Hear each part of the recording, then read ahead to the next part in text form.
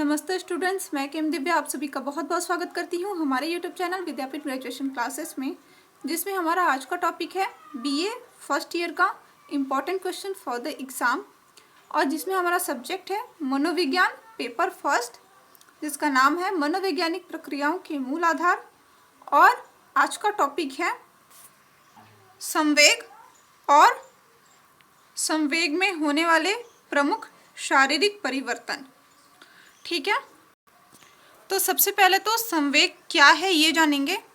संवेग अंग्रेजी शब्द के इमोशन शब्द से लिया गया है। लैटिन भाषा में एमोवेयर के नाम से जाना जाता है। इसका अर्थ है हिला देना या उत्तेजित कर देना। तो संवेग क्या हुआ? संवेग संपूर्ण व्यक्ति के तीव्र उपद्रव है, जिसके अंतर्गत व्यवहार, चेतना, अनुभव और जाठरिक क्रियाएं सम्मिलित होती हैं। आप नॉर्मल भाषा में कह सकते हैं अधिक उत्तेजना या फिर अधिक क्रियाशीलता। अगर एकाएक व्यक्ति के अंदर उपज हो जाती है कुछ समय के लिए, तो उस परिस्थिति में ये कह सकते हैं कि संवेग की उत्पत्ति हुई है। क्यों? क्योंकि संवेग मनुष्य को इतना अधिक उत्तेजित और क्रियाशील कर देते हैं कि व्यक्ति व्यवहार वैशिष्टता धारण कर लेता है। संवेग जो है वह प्राणी की जीव शक्ति को उत्तेजित करते हैं। संवेगों के द्वारा व्यक्ति उन कार्यों को कर जाता है जिनसे वह स्वयं को सामान्य अवस्था में न कर सकने की अवस्था में होता है। अब बात करते हैं संवेग की विशेषताएं।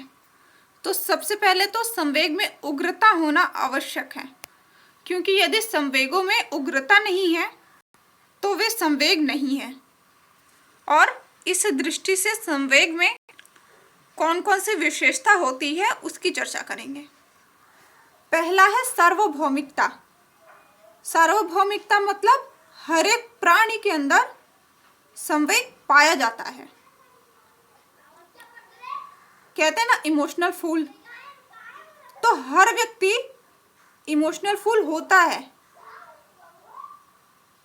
कितने भी जो अपने संवेग होते हैं उनको वो किसी भी छोटी मोटी बातों पर एक्सप्रेस कर देते हैं, और कितने उसी का उपयोग करके कभी कभी उसे दिखाते हैं। इसके अंदर जैसे क्रोध हो गया, या फिर चिल्लाना आप कह सकते हैं।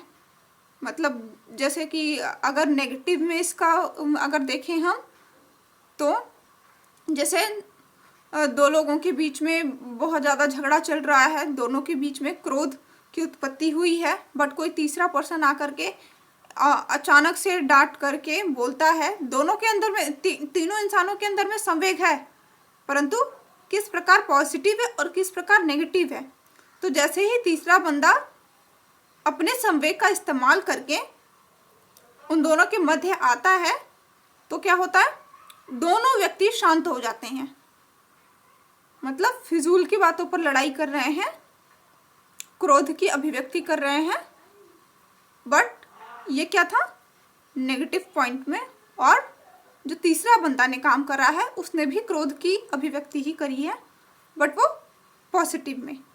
ठीक है, तो मतलब कि कहते हैं कि बोलने में ताकत, बोली की ताकत। ठीक है, तो संवेग जो है वह संसार के सभी प्राणी में पाए जाते हैं, और इसमें वैयक्तिक भिन्नता भी होती है।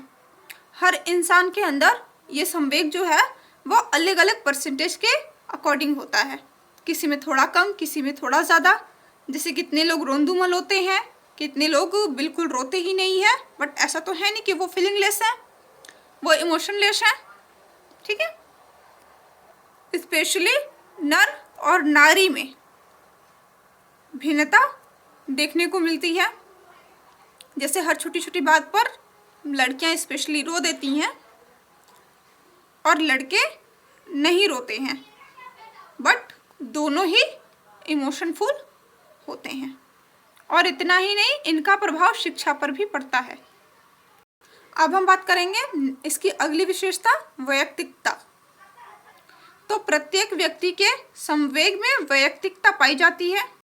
जैसे एक व्यक्ति अगर कोई भिखारी को देख रहा है, ठीक है, तो उसको देख करके वो इग्नोर कर देता है, मतलब उदासीन प्रवृत्ति शो ऑफ करता है।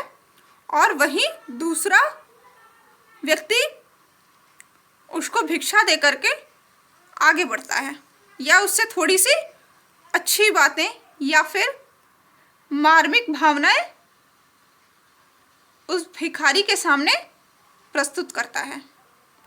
तो दोनों ही इमोशनफुल हैं, बट एक ने जो दिखाया वो पॉजिटिव में है और दूसरा नेगेटिव में।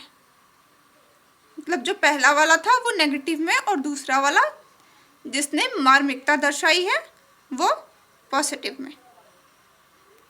और ये जो वैयक्तिकता होती है यह प्रत्येक व्यक्ति में भिन्न भिन्न होती है। अब बात करते हैं सुखवर्ण भावना की, जिसका अर्थ है, सामान्य शब्दों में अगर आप जानना चाहते हैं, कितने लोग होते हैं कि कम पैसों में ही खुश होते हैं और कितने लोग होते हैं जो जिनके पास सब कुछ है पर फिर भी वो सुखी नहीं रहते हैं, और चाहिए होता है या फिर कुछ और परेशानी उनके दिमाग में घेरे रहता है। ये भी एक प्रकार का संवेग ही है, क्योंकि संवेग के कारण ही सुख और दुख का आभास होता है। अब बात करते हैं क्रियात्मकता। तो जैसे जैसे मनुष्य के अंदर जिस भी प्रकार का संवेग होता है, ठीक है, मनुष्य वैसा ही क्रिया या वैसा ही कर्म करता है, ठीक है। जैसे अगर कोई हमारा मित्र है और अगर उसके साथ में अत्याचार हो रहा है तो क्या होगा, हमें दुखी फील होगा, या अगर हम उग्र हो जाते हैं तो हम सामने वाले व्यक्ति से भी भिड़ जाते हैं। पर वही यदि सेम कंडीशन हमारे किसी शत्रु के साथ में हो तो हम क्या करते हैं, या तो उसे देख करके हंसी उड़ाएंगे, हमें सुख का अनुभव होगा, या फिर जैसा चल रहा है वैसे चलने देंगे, उसे इग्नोर कर देंगे कि जैसा हो रहा है उसके साथ बेटर है, ठीक है। नेक्स्ट है दृढ़ता। तो नॉर्मली पुरुषों को कहा जाता है कि वो बहुत ही दृढ़ होते हैं, क्योंकि रोना धोना वगैरह वगैरह एक बार जो डिसीजन ले लिया उसे चेंज नहीं कर सकते हैं। आजकल की जो प्रेजेंट कंडीशन है उसमें ये सारी चीज़ें स्त्रियों में भी पाई जाती हैं, परंतु चूँकि हमारा देश पुरुष प्रधान देश है तो शुरू से ही ये माना जाता है कि पुरुष दृढ़ प्रकृति के होते हैं। तो ये जो दृढ़ता उनके अंदर आती है ये भी इसी संवेग के कारण आती है, ठीक है। एग्जाम्पल के तौर पर देखें, अगर नर और नारी में दृढ़ता की भावना, तो पुरुष को यदि गुस्सा आता है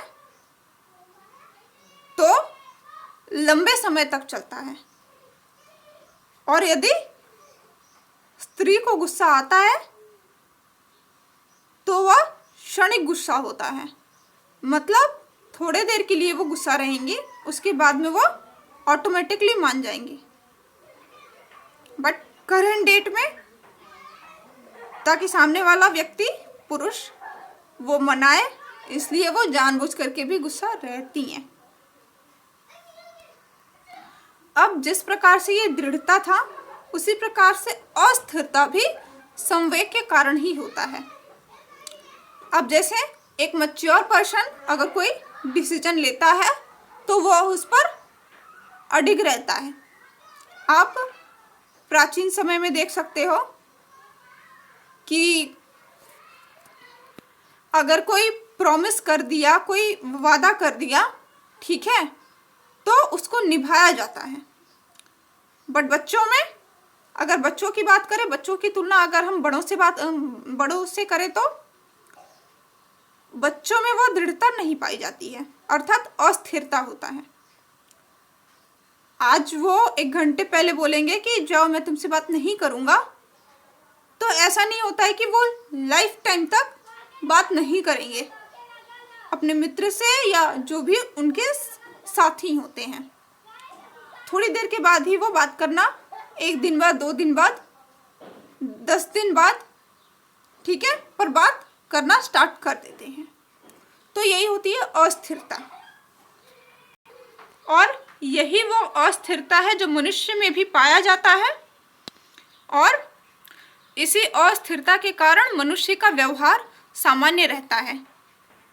जैसे क्रोध, घृणा आदि में संवेग के कारण ये जो क्रोध है वो या घृणा है वो जल्दी समाप्त हो जाता है, क्योंकि क्रोध अस्थिर होता है।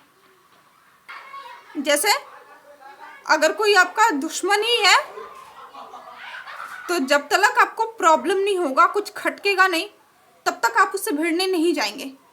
और झगड़ा अगर होगा भी तो आधे घंटे के लिए, 1 घंटे के लिए इज एनफ। आप आने वाले 24 घंटे, 48 घंटे लड़ते भिड़ते नहीं रहेंगे, शांति चाहते हैं। तो यही कहा जा रहा है कि जो संवेग है वो अस्थिर होता है। संवेग की एक बहुत ही महत्वपूर्ण विशेषता है स्थानांतरण, क्योंकि संवेग, इमोशन तभी जागृत होता है जब कोई व्यक्ति हो, वस्तु हो या फिर कोई विचार हो। जैसे अभी सामने वाले ने कुछ और बात कही और हम सहमत हो जाते हैं, इट मीन्स कि जो फीलिंग सामने वाले बंदे के अंदर में करंट टाइम में आया है उसी चीज़ को हमने भी महसूस किया, मतलब दोनों लोगों के बीच में इमोशन सेम है। व्यक्ति की बात करें तो जैसे प्रेमपूर्ण व्यवहार एक दूसरे के प्रति, या वस्तु में बात करें तो जैसे हमें कोई चीज़ पसंद आ जाती है, ठीक है, और हम उसे प्राप्त करना चाहते हैं, तो ये भी क्या है, स्थानांतरण। अच्छा, मतलब व्यक्ति से उठ करके वस्तु पे चली गई, वस्तु से उठ करके विचारों पर चली गई। या आप इसको दूसरे तरीके से भी देख सकते हैं कि जैसे आज की डेट में क्या होता है, हमेशा से होता है कि हस्बैंड पे गुस्सा आया है और हस्बैंड पे निकाल नहीं पाया है, गुस्सा कहाँ निकल जाता है, बच्चों पे, ठीक है, या फिर बड़े भाई से गुस्सा हो, छोटे भाई भी गुस्सा निकाल दिया, ठीक है। तो यही स्थानांतरण होता है। तो ये हमने जाना है संवेग क्या है और संवेग के क्या क्या विशेषताएं होती हैं। और अब हम जानेंगे कि संवेग में प्रमुख शारीरिक परिवर्तन क्या होते हैं। तो संवेगों में शारीरिक परिवर्तन होते हैं, वो किस प्रकार के होते हैं, 2 प्रकार के होते हैं। पहला तो बाह्य, जो हो सकता है आपको दिखाई भी दे, ठीक है, और दूसरा है आंतरिक। बाह्य क्रोध आता है और आंतरिक क्रोध भी आता है। बाह्य क्रोध के समाप्त होने की संभावना जल्दी होती है, परंतु यदि क्रोध अंदर से आया हो, आंतरिक स्थिति में हो, तो वह लंबे समय तक टिकाऊ बन जाता है। संवेग और इन शारीरिक परिवर्तनों के परस्पर संबंध के विषय में मनोवैज्ञानिक भिन्न भिन्न मत देते हैं, जिसमें से हम कुछ पढ़ेंगे और उसके निष्कर्ष पर पहुंचेंगे। तो हमने बात करा कि संवेग 2 प्रकार का होता है, पहला बाह्य और दूसरा आंतरिक। तो जानते हैं कि बाह्य शारीरिक परिवर्तन क्या होता है और हम उसे कैसे पहचान सकते हैं। तो बाह्य शारीरिक परिवर्तन देखना बहुत ही आसान होता है। ये आप दूसरे व्यक्ति पर देख सकते हैं। जैसे अगर कोई दांत पीसता है तो आप समझ सकते हैं कि उसको गुस्सा आ रहा है, या फिर कोई मुस्कुरा रहा है, ठीक है, आपकी बातों पे हंस रहा है, तो आप समझ सकते हैं कि वह प्रसन्न अवस्था में है। उसके अंदर जो संवेग की उपस्थिति हुई है वह प्रसन्नता है। उसके बाद में अगर कोई भय के कारण कांपने लगता है तो आप कह सकते हैं कि डर नामक संवेग की उसमें उपस्थिति हुई है। तो बाह्य शारीरिक परिवर्तन में हम क्या क्या देख सकते हैं? हम उसके हाथ, पैर, चाल चलन, आँखें, जबान, मतलब मुंह की गति, ठीक है, ये सारी चीज़ें, उसके चेहरे का हाव भाव देख करके पता लगा सकते हैं कि उसके अंदर जो बाह्य शारीरिक परिवर्तन हो रहा है, इसको हम ऐसे पहचान सकते हैं। और तब पता करते हैं कि सामने वाले व्यक्ति के अंदर में किस प्रकार का संवेग की उपस्थिति हुई है। अब है आंतरिक, ठीक है। आंतरिक शारीरिक परिवर्तन में किसी को आप सामने, मतलब कहते हैं ना कि पीठ पीछे छुरा भोंकना, तो ये आंतरिक शारीरिक परिवर्तन वाले ही लोग होते हैं। जो सामने से आपको अच्छा दिखेंगे, ऐसा लगेगा कि वो उनके बाह्य शारीरिक परिवर्तन से अगर आप देखना चाहेंगे तो ऐसा लगेगा कि वो आपके मित्र हैं, परंतु उनके अंदर आंतरिक शारीरिक परिवर्तन जो होता है वह आपके लिए शत्रुता का भाव उत्पन्न होता है। देखते हैं चेहरे की अभिव्यक्ति में संवेग किस प्रकार कार्य करता है। तो संवेग की उपस्थिति में व्यक्ति का जो मुख मुद्रा होता है उसमें सबसे पहले परिवर्तन होता है। कब? जब वो बाह्य शारीरिक परिवर्तन हम देखते हुए चेहरे को देख करके सुख दुख के संवेगों को पढ़ना संभव होता है कि व्यक्ति सुख में है या दुख में है। अगर सामने वाला व्यक्ति सुखद संवेग में है तो कह सकते हैं कि उसका चेहरा खिला हुआ होगा खुशी के कारण, मतलब खुशी नामक संवेग की उसमें उपस्थिति हुई है। अगर दुखद संवेग की बात करें तो मुंह लटका होगा, ठीक है, चेहरे पर शिकन के भाव दिखाई देंगे, अर्थात मांसपेशियों के सिकुड़ने से तात्पर्य है। इसी प्रकार चेहरा शर्म से लाल हो जाना या फिर आंखें नीचे झुका लेना, भय से आंखें फैल जाना लाइक दिस, या फिर क्रोध से भौहे भौहे तन जाना, ऐसे करके ठीक है। तो जो संवेग को दर्शाने के लिए जो मुहावरे हैं, अगर वो शक्ल पे फिट बैठते हैं उस परिस्थिति में, तो हम कह सकते हैं कि उसके अंदर किस प्रकार का संवेग की उपस्थिति हुई है, मतलब चेहरे पढ़ करके, उसके हाव भाव को पढ़ करके, ठीक है। अब नेक्स्ट बात करते हैं स्वर अभिव्यक्ति। मतलब अगर हम स्वर की बात करें तो वह किस प्रकार की आवाज़ें निकाल रहा है। अगर वह दुख में होगा तो मायूसी भरी आवाज़ निकालेगा, खुशी में होगा तो खिलखिलाहट वाली आवाज़ निकालेगा, प्रसन्नता वाली आवाज़ निकालेगा, ठीक है। अगर वह क्रोध में होगा तो कर्कश आवाज़ निकालेगा। तो इसी प्रकार आवाज़ को सुनकर तीव्र संवेगों में थोड़ा बहुत अंतर जाना जा सकता है। अब अगर बात करें आसनिक अभिव्यक्ति, मतलब संवेग की उपस्थिति में हम सामने वाले व्यक्ति के चाल ढाल को देख करके ये बता सकते हैं कि वह खुश है, दुखी है, क्रोध में है। खुश कब होगा? जब या तो वो उछल रहा हो, ठीक है, या फिर खुशी से बातचीत कर रहा हो, अच्छे तरीके से हाथे हिला रहा हो, मतलब अपनी खुशी जाहिर करने के लिए, या फिर अगर क्रोध में है तो या तो तेजी से चल रहा हो या अपने उद्वेग को दिखाने के लिए जो भी वो क्रियाकलाप होता है उस टाइप का कर रहा हो।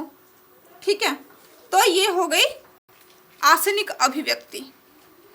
उसके बैठने उठने का तरीका, खड़े होने का तरीका, बात करने का तरीका, ये सारी क्या होंगे?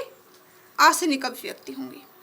तो हमने क्या पढ़ा? बाह्य शारीरिक परिवर्तन में चेहरे की अभिव्यक्ति, उसके बाद स्वर की अभिव्यक्ति और उसके बाद आसनिक अभिव्यक्ति।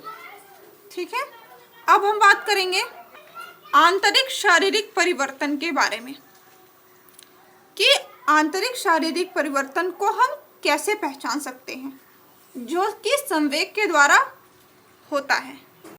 तो अगर हमें ये जानना हो तो हम सबसे पहले क्या देखेंगे? हृदय गति। ठीक है, अगर कोई प्रसन्नचित्त होगा करंट सिचुएशन में तो उसकी हृदय गति नॉर्मल रहेगी। अगर वो डरा हुआ या अगर वो डरा हुआ होगा तो उसकी हृदय गति तीव्र होगी। यदि वह क्रोध में होगा तो भी मीडियम लेवल में, उसकी मीडियम से थोड़ा हाई उसकी हृदय गति क्या होगी? तीव्र होगी। मायूस होगा तो धीरे होगी। ठीक है, तो यह हो गया हृदय गति का परिवर्तन। अब बात करेंगे रक्तचाप में परिवर्तन। मतलब गुस्से में आने पर क्या होता है? ब्लड प्रेशर हाई हो जाता है। अगर व्यक्ति खुश रहता है तो नॉर्मल रहता है उसका ब्लड प्रेशर। मायूस होता है तो उस कंडीशन में क्या होता है? उसका ब्लड प्रेशर लो हो जाता है। ठीक है, अब हम जानेंगे रक्त रसायन के बारे में। ठीक है, तो संवेग की अवस्था में जो रक्त नलिकाएं हैं जिसे हम नस कहते हैं वो क्या होती हैं? जैसे हम क्रोध की अवस्था में हैं अगर तो ये सिकुड़ने लग जाएंगी। हाथ पैर, जैसे अगर नॉर्मल भाषा में बोले तो क्या तड़राना, अगर आप समझ रहे होंगे तो मतलब होता क्या है उनमें? संवेग की अवस्था में अभिवृक्क ग्रंथियों से अभिवृक्की नामक रस स्रावित होता है और शुगर लेवल बढ़ जाता है। और जैसे ही शुगर लेवल बढ़ता है तो मनुष्य अपने आप को ताकतवर समझने लगता है। जैसे यदि किसी मनुष्य को गुस्सा आया नॉर्मल कंडीशन में तो वो ठीक रहेगा। ठीक है, पर जैसे ही वह उत्तेजित होता है, गुस्सा होता है, मतलब क्रोध उत्पत्ति करता है, उस कंडीशन में क्या होता है कि उसका शुगर लेवल बढ़ता है। ठीक है, और जैसे ही शुगर लेवल बढ़ता है तो अपने आप को अधिक शक्तिशाली समझने लगता है। और जब शुगर लेवल बढ़ता है तो ब्लड प्रेशर बढ़ता है, हार्ट बीट बढ़ता है और जो रक्त नलिकाएं हैं, नसें हैं, वो सिकुड़ने लग जाती हैं। अब बात करते हैं श्वास गति में परिवर्तन। तो संवेग की दशा में श्वास गति में भी परिवर्तन होता है।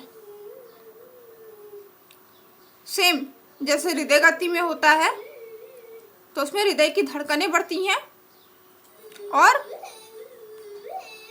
उसी प्रकार से श्वास गति में भी वृद्धि होती है, क्योंकि ये जो सारी चीजें हैं ना वो एक दूसरे के साथ में कनेक्टेड हैं। इसी कारण हृदय गति में हो गया या रक्तचाप में हो गया या श्वास गति में हो गया या फिर ये अभी क्या रक्त रसायन के बारे में पढ़ रहे थे वो हो गया, ये सारी चीजें एक दूसरे के साथ में कनेक्टेड हैं बिकॉज आंतरिक है। ठीक है, और एक दूसरे से जुड़े होने के बाद ही ये पूरी फुल बॉडी बनती हैं। सपोज अगर सामने वाला व्यक्ति गुस्सा है तो उसकी श्वास गति में, मतलब सांस लेने के लिए उसे अधिक ऑक्सीजन की जरूरत पड़ेगी, उसकी जो सांस की गति होगी वह तीव्र हो जाएगी। अगर प्रसन्नचित्त है तो नॉर्मल कंडीशन में होगा। अगर उसे बहुत ज़्यादा सदमा लग गया है तो उसमें क्या होता है, कि सांस रुकने की कंडीशन में आ जाता है। कहते हैं ना, सांस फूलने लग गया। ठीक है, जैसे बहुत सारे विचार, मतलब दिमाग में बहुत सारा उलझन हो तो कोई कंडीशन नहीं होता है, बट फिर भी सांस फूलने लग जाता है। मस्तिष्क तरंगों में परिवर्तन होता है। ठीक है, तो जब चूंकि रक्तचाप में वृद्धि होगा, हृदय गति में परिवर्तन होगा, तो ये जो सारी चीजें हैं ये किससे रिलेट करती हैं? हमारे मस्तिष्क में। तो यहाँ पे जो तरंगे हैं, मतलब जब क्रोध में होते हैं तो जितना हम नॉर्मल कंडीशन में बातें नहीं करते हैं उससे कहीं ज्यादा और ऊंचे स्वर में, क्रोध में हमेशा ऊंचा स्वर ही क्यों निकलता है? यदि हम क्रोध कर रहे हैं तो हमारे अंदर क्या होता है कि हम ऐसे तो क्रोध नहीं कर सकते हैं कि क्यों, ये क्यों कर रहे हो, वगैरह वगैरह, है ना। तो संवेग की दशा में मस्तिष्क में उसकी जो तरंगे हैं उसमें उसकी बारंबारता में परिवर्तन होता है, बार बार परिवर्तित होता रहता है। तो आज के लिए इतना ही। नेक्स्ट टॉपिक में हम जानेंगे, जो हमारे नेक्स्ट वीडियो में होगा उसमें हम जानेंगे जेम्स लांगे का संवेग संबंधी सिद्धांत और कैनन बार्ड का संवेग संबंधी सिद्धांत के बारे में। ठीक है, तो धन्यवाद।